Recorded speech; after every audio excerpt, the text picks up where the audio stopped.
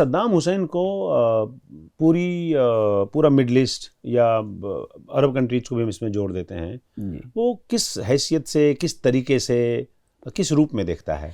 तो अलग अलग कंट्रीज़ का अलग अलग अप्रोच था। ईरान के साथ तो 10 साल जंग चली, तो वो एक कैटेगरी डिफरेंट हो गई। बाकी लोगों में, बाकी कंट्रीज़ में एक खौफ था सद्दाम हुसैन का कि ये, और कुवैत के ऊपर हमला भी किया उसने, तो वो था। लेकिन जब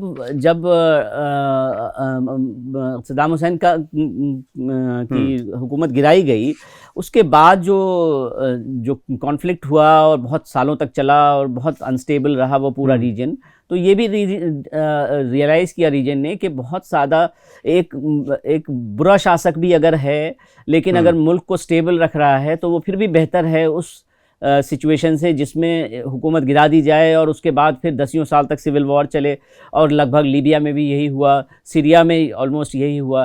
तो इसलिए अरब स्प्रिंग को अलग अलग लोग, अरब स्प्रिंग आपको ऐसे लोग भी मिल जाएंगे पूरे रीजन में जो कहेंगे कि it was just a disaster for the whole reason.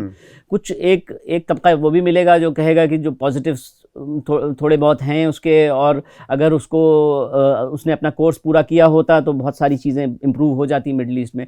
बहुत कॉम्प्लिकेटेड रीजन है मिडल ईस्ट। हर कंट्री को एक नज़र से देखना भी भी बहुत बड़ी गलती होती है, बिकॉज सबके डायनामिक्स डिफरेंट हैं, सबके तो नहीं मगर ज़्यादातर कंट्रीज़ के डिफरेंट हैं।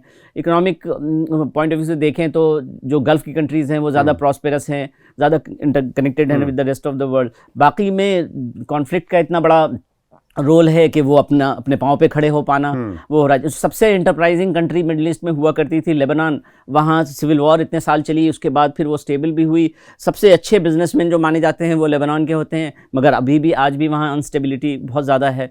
तो ये फैक्टर्स हैं। अब आप लेबनान से सीरिया चले जाएँ तो वो डिफरेंट लेवल की है। आप इराक अब now is getting much better, उनकी एक ऑयल इकोनॉमी थोड़ी रिवाइव हुई है, तो वो अब काफ़ी बेहतर कर रहे हैं। तो डिफरेंट कंट्रीज़ अपने अपने ट्रैजेक्टरीज़ पे चल रही हैं।